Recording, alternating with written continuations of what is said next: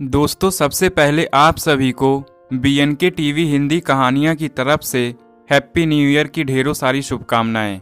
आज की कहानी में हम सुनेंगे नए साल की बुरी शुरुआत। आज नव वर्ष का पहला दिन था और तैयारियां तो एक दिन पहले से ही शुरू कर दी गई थी। सब अपने अपने स्तर पर सब बंदोबस्त कर लिए थे।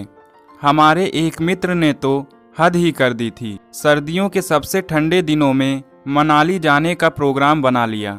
अब बताओ, ऐसा भी होता है क्या कि दिमाग इतना गर्म हो जाए कि ठंडा करने के लिए और ठंडे इलाके में जाया जाए। सबके अलग अलग फंडे हैं। 31 की शाम को देखा तो सामने वाले घर में किसी पार्टी की तैयारियां चल रही थी। किसी पड़ोसी ने बताया कि आज यहाँ जगराता है। ऐसा लग रहा था जैसे आज इनकी सारी इच्छाएं पूरी हो जाएंगी। पर 1 जनवरी को नए साल का उत्सव तो यीशु मसीह के जन्म दिवस के कारण मनाया जाता है। ऐसा लग रहा था मानो सब इसी दिन का इंतजार कर रहे थे, हर काम को शुरू करने के लिए। खैर, रात को जगराता आरंभ हुआ और धार्मिक संगीत के ऊंचे स्वर में जैसे तैसे खुद को नींद के सुपुर्द किया ही था। अचानक रात के 12 बजे जब मैं आराम से सो रहा था, उसी समय कानों में एक तेज ध्वनि आई। नींद के नशे से थोड़ा बाहर आया तो देखा कि दूर के एक रिश्तेदार का फोन आया था। मैंने आंखें बंद करते हुए फोन उठाकर कान से लगाया। हैप्पी न्यू ईयर की एक जोरदार आवाज कानों से होती हुई सीधे सिर से जा टकराई। मन में आए क्रोध पर नियंत्रण करते हुए मैंने भी जवाब दिया। अगला सवाल उसी समय आ गया, सो रहे थे क्या? अब पता नहीं ये कैसा प्रश्न था, फिर भी मैंने जवाब दिया, जी सो रहा था।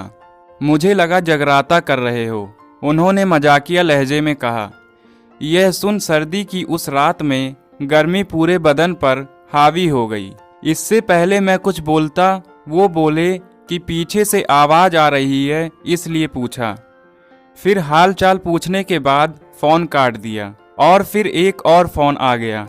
कुछ देर तक फोन का आना बंद हुआ तो फिर से सोने की कोशिश करने लगा और सोचने लगा, अगर इतनी शिद्दत से लोग अपने काम करते तो कहां से कहां पहुंच जाते। इन्हीं ख्यालों में कब सो गया पता ही नहीं चला। सुबह उठा तो टीवी में देखा नववर्ष के आगमन का उत्सव दिखाया जा रहा था। मैंने देखा कि ढेर सारी आतिशबाजी की गई, पर कहीं भी वो लोग नहीं दिखे जो दिवाली या दशहरे के दिन वायु प्रदूषण की दुहाई देते हैं। शायद वो भी नववर्ष के उत्सव में मशगूल थे। विद्यालय में अवकाश होने के कारण मैं एक मित्र से मिलने के लिए निकला तो रास्ते में मिलने वाले हर इंसान ने हैप्पी न्यू ईयर को बम की तरह मेरी ओर उछाल दिया। मैंने भी जवाबी कार्यवाही करते हुए सेम टू यू का रटा रटाया शब्द बोल दिया। किसी तरह इन सब के बीच सब मित्र के घर पहुंचा तो पता चला कि नववर्ष के आगमन पर वह किसी धार्मिक स्थल पर गया है। मुझे ऐसा लगा जैसे प्रभु आज ही दर्शन देने वाले हैं, वरना उसने तो गत वर्ष ऐसा कुछ भी नहीं किया था। मुझे तो ऐसा प्रतीत होने लगा जैसे आज सबको कोई ऐसी बीमारी लग गई है जो बस आज के दिन ही रहेगी। तभी मेरी नज़र रास्ते में खड़ी भीड़ पर पड़ी। पास जाकर देखा तो एक भिखारी की मृतदेह पड़ी थी, जिसे देखने से ऐसा लग रहा था कि उसने सर्द रात में खुद को गर्म रखने की कोशिश में हार के अपनी आत्मा को शरीर से अलग कर हर तकलीफ से मुक्ति पा ली हो। ना जाने वो लोग उस वक्त कहाँ थे जो अपने जन्म दिवस पर किसी धार्मिक उत्सव या चुनाव के दिनों में मुफ्त कंबल और कपड़े बांटते थे। अगर उस गरीब भिखारी की सहायता पहले किसी ने की होती तो शायद ऐसा ना होता।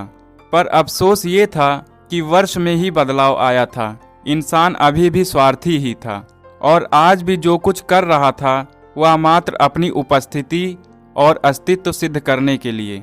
आज का इंसान अपनी आवाज़ तभी उठाता है जब उसे अपना कोई लाभ नजर आता है।